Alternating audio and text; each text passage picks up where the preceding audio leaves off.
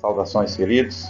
Estamos aqui para fazer uma revisão de um assunto que vocês já estudaram, mas que nessa fase do ano letivo de 2022 a gente vai fazer uma revisão, um reforço de alguns assuntos que são importantes para a gente compreender os conteúdos que estudaremos esse ano. Esses assuntos que a gente vai ver nesse primeiro mês foram assuntos que foram estudados por vocês no segundo ano, e agora a gente vai retomar fazendo uma rápida e breve revisão. Queridos, nós vamos estudar agora a conquista e a colonização da América Espanhola. E quando se fala de América, vocês sabem que nós temos uma América portuguesa, é o caso do Brasil. Nós temos uma América anglo-saxônica, colonizada por ingleses, Estados Unidos da América, e temos a América Latina, pegando do México, ali, a América Espanhola, pegando do México até a Argentina, é a América Espanhola. A gente identifica pelo idioma falado hoje dessas ex-colônias, que são países independentes da América do Norte, da América Central e da América do Sul, aqui nós da famosa e querida América Latina. Esse conteúdo é que nós vamos ver a partir de agora. Bem, queridos, quando a gente fala de América, a gente lembra que a América, antes da chegada dos europeus, já era habitada por povos americanos. Esses povos que equivocadamente foram chamados de índios. E vocês sabem que isso se deu por conta do equívoco do Cristóvão Colombo, que achou que tinha chegado às Índias, e esses nativos foram chamados de índios. São essas populações que alguns historiadores preferem chamar de pré-colombianos, pré-cabralinos, amerabas, ameríndios.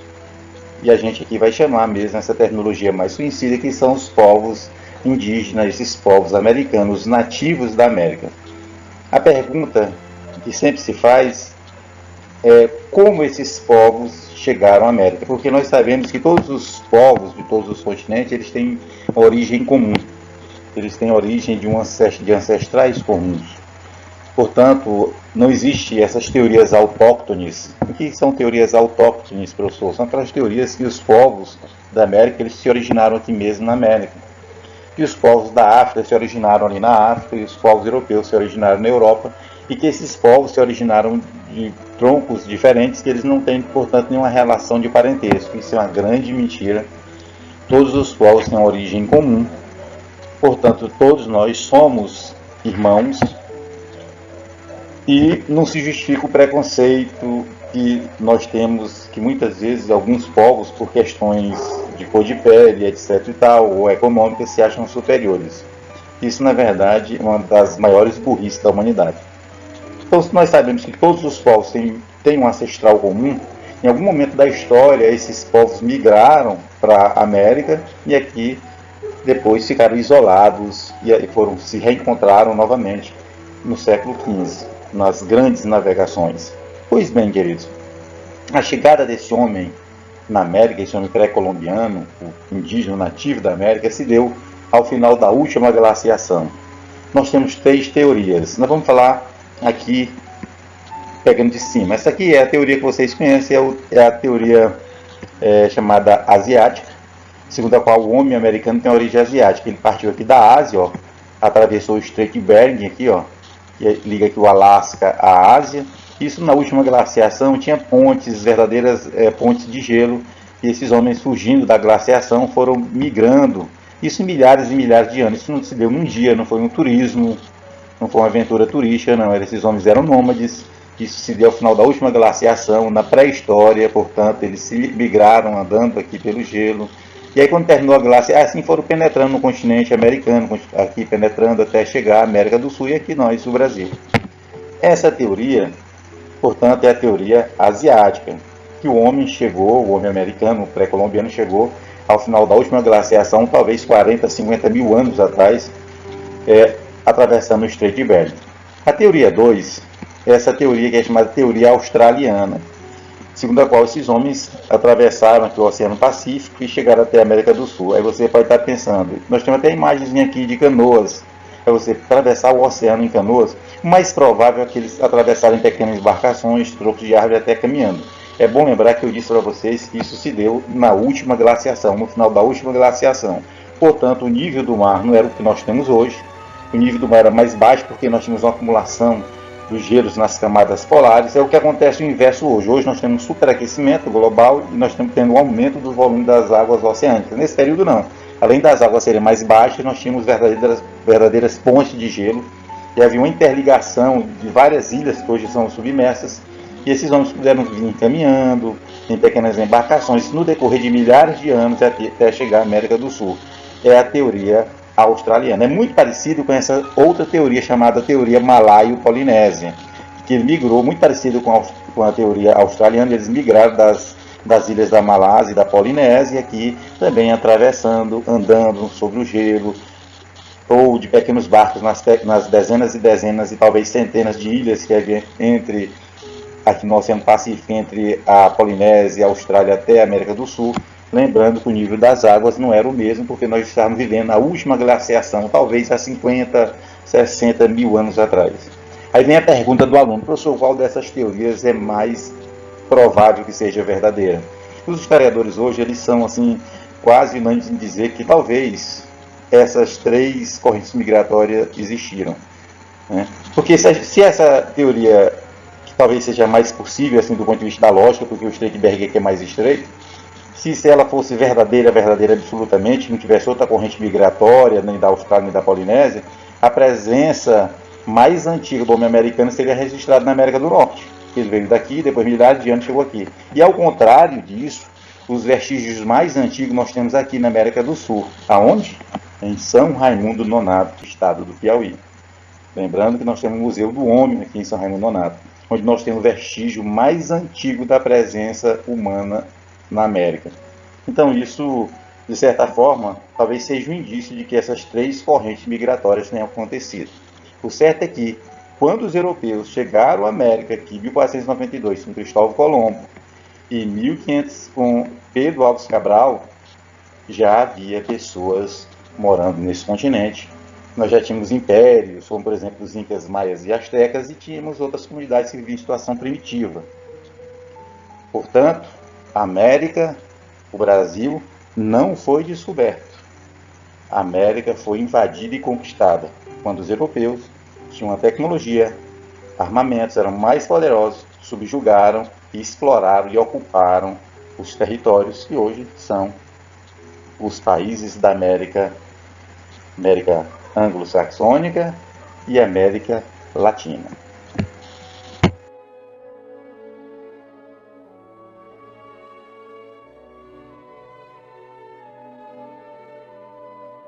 Nós temos uma imagem de 1892 que retrata a chegada dos espanhóis na América. Essa chegada na América em 1492, que dizem que foi a descoberta. Esqueça a palavra descoberta, saiba que foi uma invasão, porque a América já era ocupada por outros povos e a famosa descoberta da América nada mais foi do que uma conquista, uma invasão e uma conquista dos espanhóis. O mesmo vai se dar nas terras da América Portuguesa, que veio a ser o Brasil. Claro que essa imagem aqui é a visão dos espanhóis, dos conquistadores.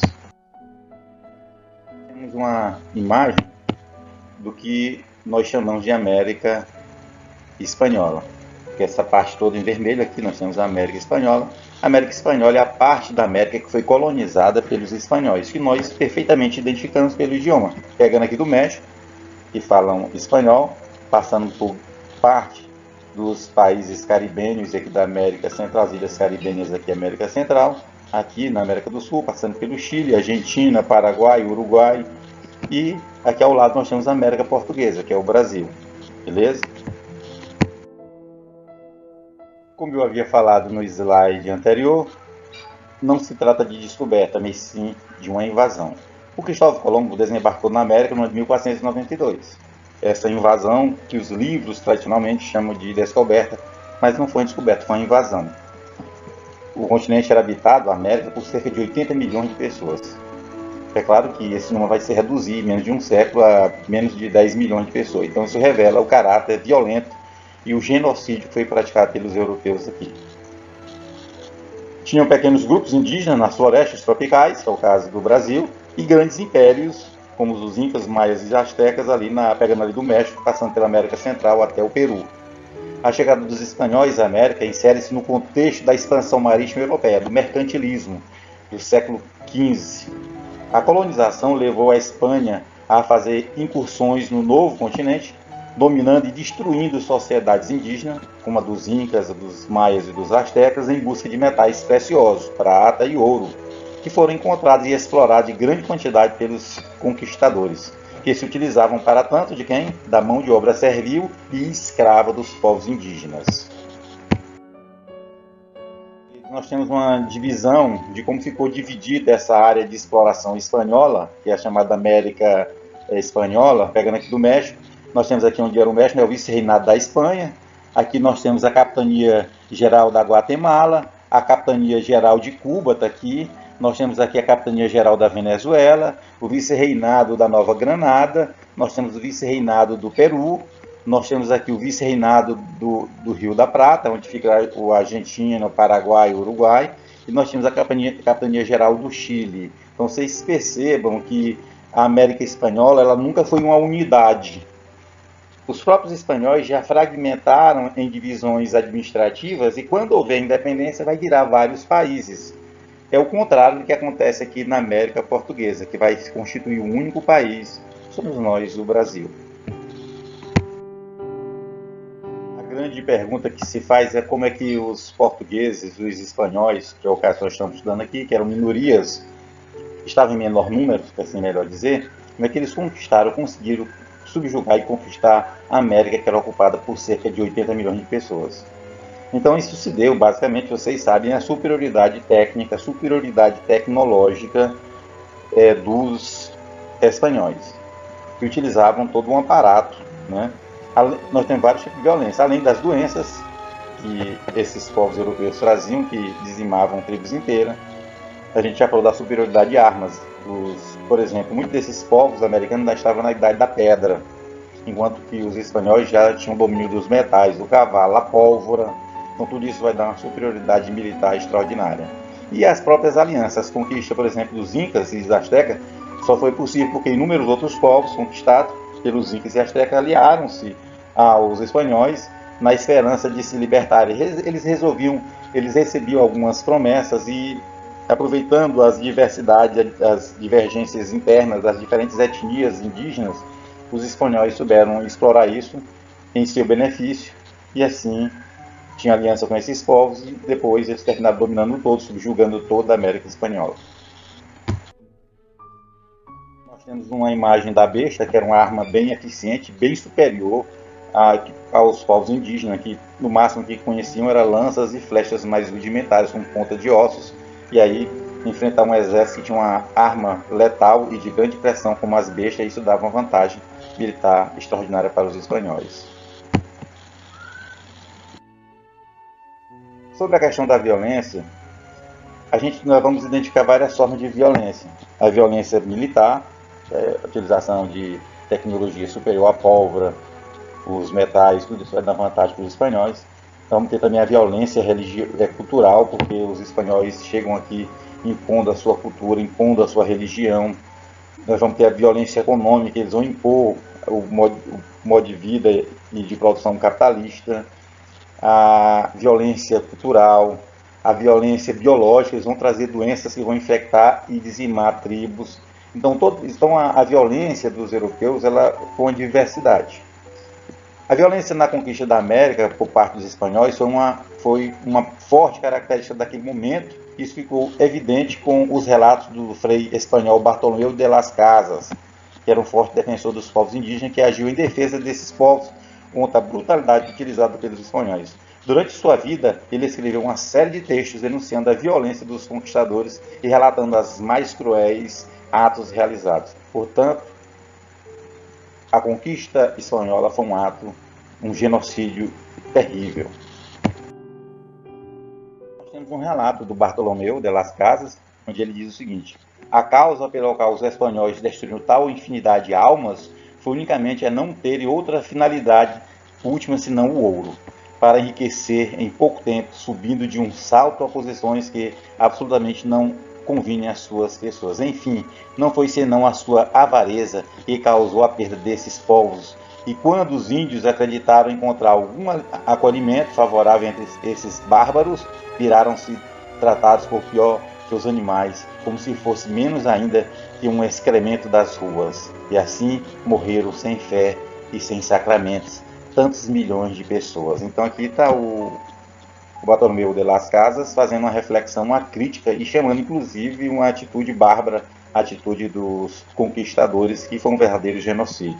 Então essa visão de descobrimento, essa visão romântica, não há descobrimento, foi uma invasão violenta.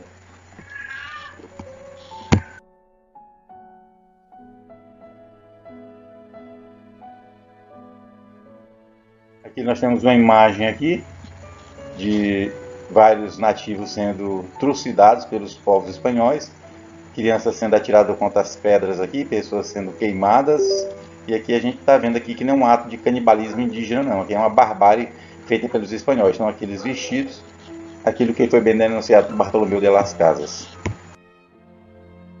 Mais cenas aqui revelam a brutalidade e a crueldade da conquista dos europeus. Isso aconteceu também na América Portuguesa, nisso que nós chamamos de Brasil.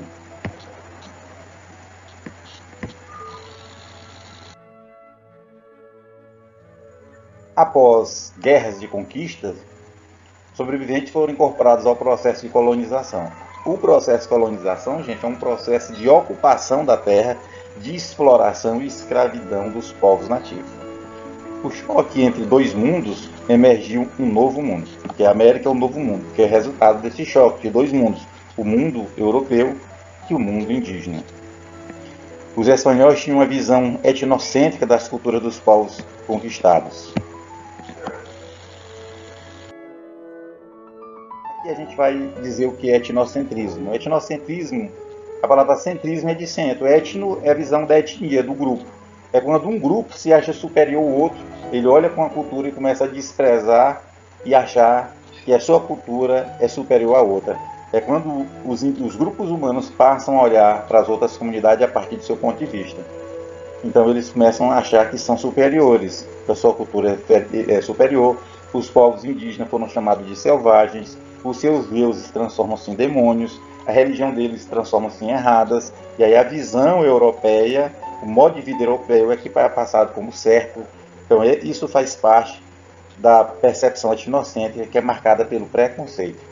Apenas 30 anos após a conquista, a população da América foi reduzida de 80 milhões para 10 milhões de pessoas. Então nós vamos ter um genocídio. Então quando todas as populações crescem no decorrer de décadas, a população americana foi reduzida para menos de 10 milhões de pessoas.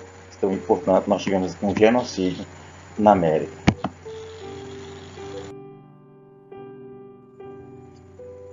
Aqui é a parte que nós vamos falar sobre o início da conquista, né? A gente sabe que esse início se deu a partir de 1492 e a gente vai ver agora os detalhes aqui a partir dos próximos slides. Extermínio das populações das ilhas. Desde o início, o principal objetivo dos exploradores era encontrar ouro. A primeira ilha a ser dominada foi a chamada de Hispaniola, em 1496. Nessa ilha foi estabelecida a base para a exploração das Antilhas. No início do século XVI, os espanhóis iniciaram a colonização do Porto Rico, Jamaica e Cuba.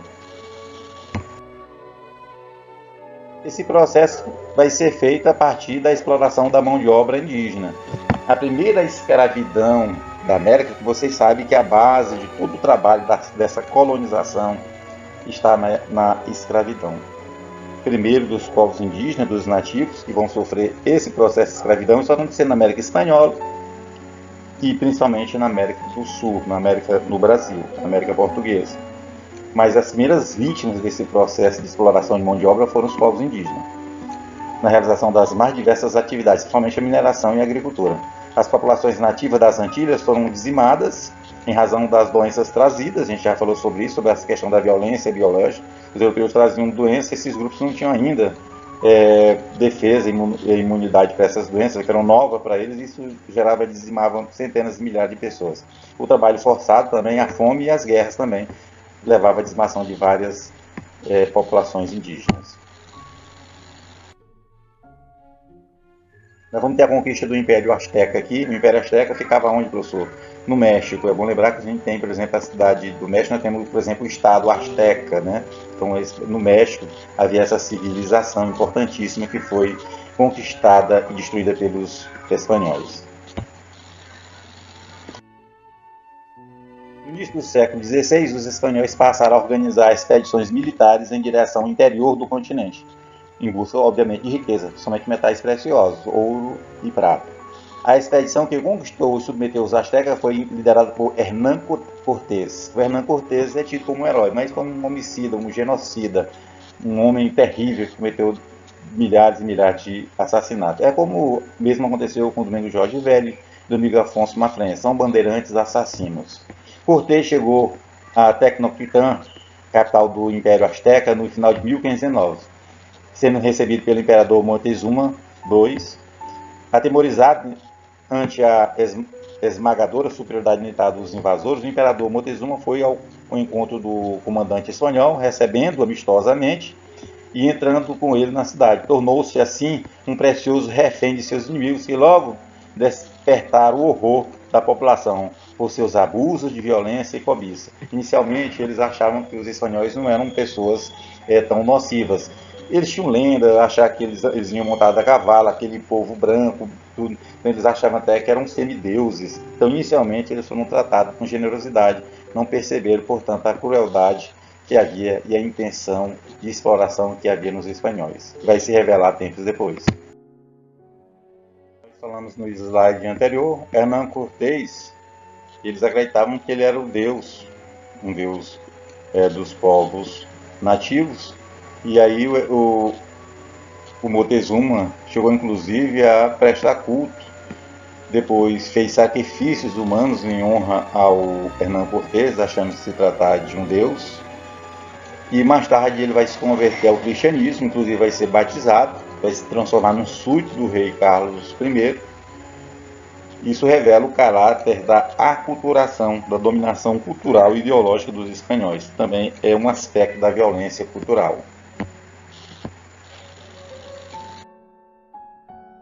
Aqui nós temos uma imagem da conquista do Império Azteca.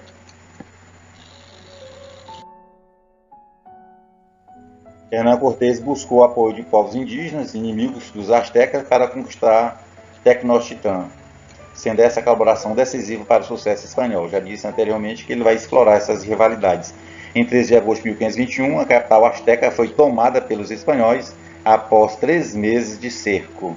Durante esse período, eles lançaram tecidos contaminados, e tudo isso vai levar à contaminação de pessoas de sarampo, varíola e gripe. Tudo isso vai fragilizar a saúde dos astecas, que já muito adoentados, muitos deles já sofrido depois desses 3 meses de cerco, eles vão ser dominados e conquistados, dizimados pelos espanhóis.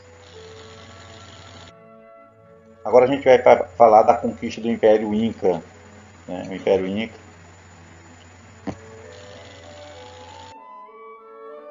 O Império Inca se estendia por uma vasta região das Cordilheiras dos Andes e da costa sul-americana do Oceano Pacífico. Na época da chegada dos espanhóis, o Império Inca passava por uma guerra civil. Então havia esses problemas internos que foram bem explorados pelos espanhóis. O imperador havia morrido e seus 2 filhos disputavam o poder. Então essa disputa vai fragilizar e permitir o avanço dos inimigos.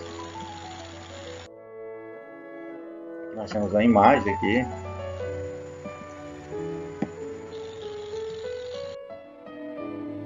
A conquista do Império Inca foi comandada já por Francisco Pizarro, em 1531. Então, Cortés foi um desses conquistadores e o Pizarro é o segundo grande conquistador espanhol. Os espanhóis aprisionaram o imperador atual. A Atahualpa ofereceu uma enorme quantidade de ouro e prata aos espanhóis para ser libertos. Após receber o resgate, Pizarro, ao invés de liberar o Atahualpa, ordena a sua execução. Fazia parte da ética dos espanhóis, dos conquistadores. Na verdade, eles não tiveram uma ética. A conquista foi perversa. Em 1532, os espanhóis conquistaram a capital do Império Inca, que é Cusco. Apesar da dominação, os incas resistem resistiram por um tempo e lutaram por sua libertação até 1572, quando o último imperador, Tupac Amaru I, foi preso e executado sumariamente. Nós temos a imagem aí da prisão, da execução do Tupac Amaru. Agora a gente vai falar sobre a administração das colônias. A gente viu que a colonização espanhola ela dividiu em áreas administrativas, né, as capitanias e vice-reinados. Isso a gente já viu lá no início, quando a gente mostrou aquela gravura. Então, além dessa administração, em áreas, vice-reinados. Os vice-reinados eram áreas mais de uma hierarquia superior. Aí depois não tinha as capitanias, que já eram inferiorizadas. E dentro dessas capitanias e dessas vice-reinados, nós tínhamos a figura dos cabildos. Os cabildos eram conselhos municipais, mais ou menos como as câmaras dos vereadores, as câmaras municipais. Nós tínhamos o padroado, que era acordo entre a coroa espanhola e a igreja, o regime de padroado. Esse regime também esteve presente no Brasil, onde a religião oficial era a religião católica e outras religiões eram proibidas. Para recordar, nós temos aqui, a gente já falou sobre isso, como é que era essa divisão aqui da América Espanhola. Está aqui o vice-reinado da Nova Espanha, onde é o México.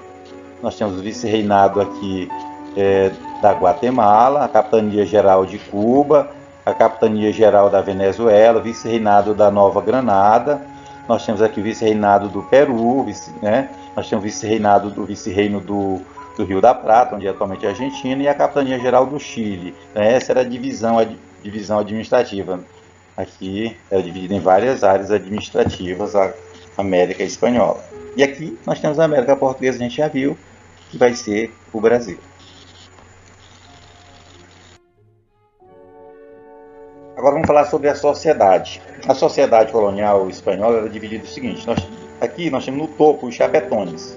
Os chapetones, vocês já sabem, eram os espanhóis, os caras que eram nascidos na Espanha, que estavam na colônia, que assumiam os cargos administrativos mais importantes.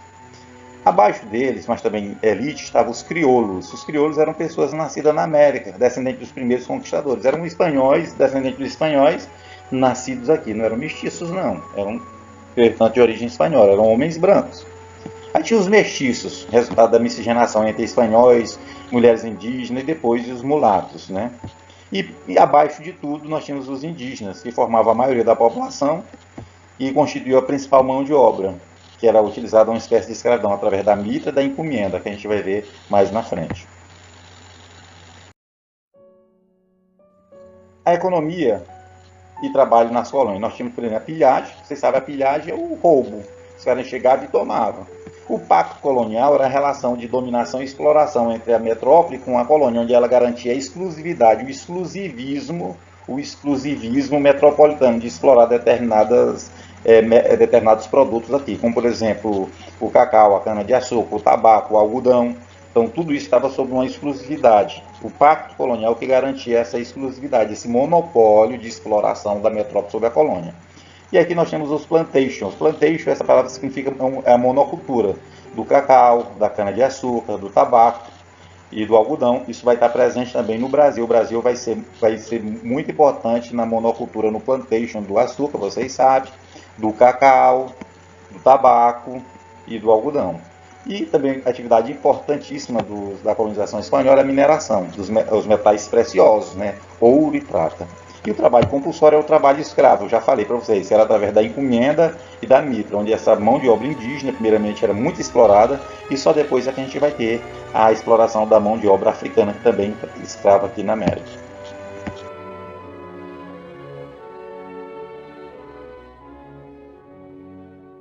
Assim a gente termina essa revisão sobre a colonização espanhola.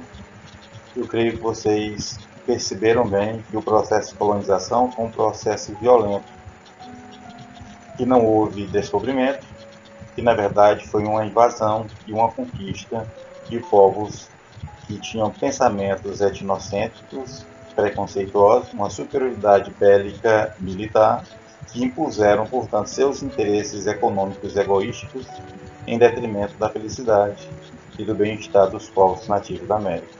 Meus queridos, um abraço. A gente se vê na próxima aula.